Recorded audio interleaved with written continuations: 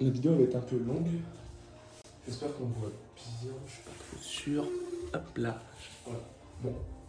Tout d'abord, si vous avez une mauvaise mobilité cheville, on va travailler la mobilité cheville. Bon, là j'ai pas de machine. Ce qui serait bien, c'est d'avoir une presse. Une presse. Bon, je vais faire le mouvement sans la presse, mais une presse ou une machine mollet. Ou juste ce que vous allez faire, c'est vraiment, bon, pas tendre les jambes, hein, envoyer fort la pointe des pieds, revenir un maximum, mais tout en aligner le genou, le pied. Bon, là je suis un peu de travel, c'est normal, c'est ma voûte plantaire, on a un peu de travel, mais juste on va essayer d'aligner quoi. Ouais, du coup d'être droit, ramener, envoyer. On maintient 15 secondes, on maintient 15 secondes.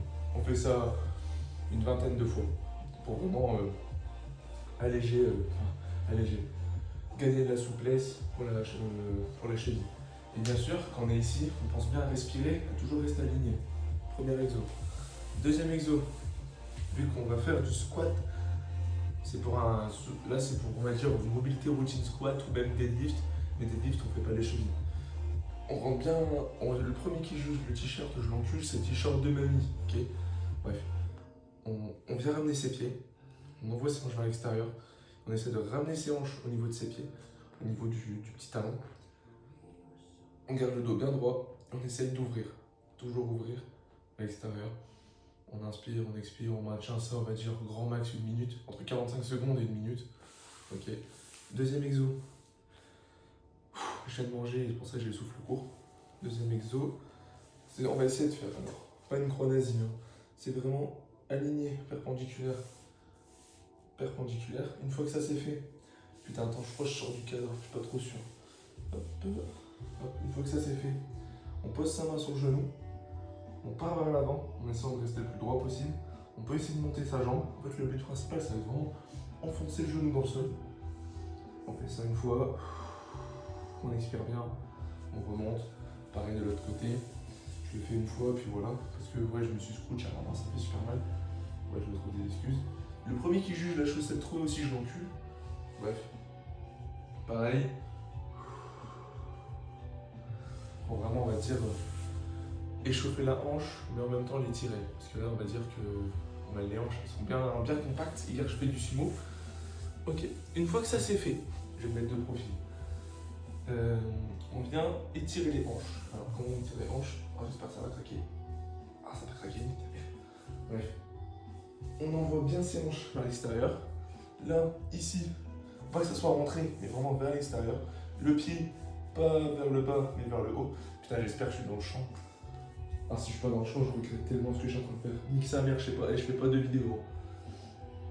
Et là, ce qu'on va essayer de faire, c'est voûter le haut du dos et partir vers le bas et essayer de ramener ses hanches vers le sol en même temps. Si vous avez des douleurs, c'est normal. Votre corps n'a pas l'habitude de faire ça. Sauf si vous êtes des grosses tannes. Bref, on maintient cette position, on va dire 30 à 45 secondes, mais on va vraiment jouer sur l'inspiration et l'expiration comme d'habitude. Une fois que ça c'est fait, on va... Oh putain ouais, enfin, je vais devoir le faire à la vide. Fuck. Bref. On va mobiliser les ischios et encore de la mobilité cheville. Bon, là j'ai pas de kettlebell, du coup je vais le faire avec mon sac. Il y a pas du poids là-dedans. Bref, prenez la kettlebell, vous la tenez, vous ouvrez légèrement et juste vous essayez de venir le plus bas possible. Rotation interne, externe, ouvrez un maximum, être le plus droit possible, mais juste essayer d'amener les hanches le plus bas possible, limite votre cul touche par terre. Une fois que ça c'est fait, vous revenez, vous descendez avec votre kettlebell, juste vous envoyez des coups de bassin. Bon, juste se dire de préactiver vos hanches, préactiver votre hinge, et surtout, essayez de mobiliser vite fait les ischios. Voilà, ça c'est un exo que je fais qui n'est pas forcément utile, mais que j'aime bien faire. Une fois que ça c'est fait, bah, je peux prendre la kettlebell. Putain, je l'ai. Ma kettlebell. On pousse au genou. Et on envoie fort vers l'avant. On essaie vraiment de garder le talon bien fixé au sol. Et on envoie.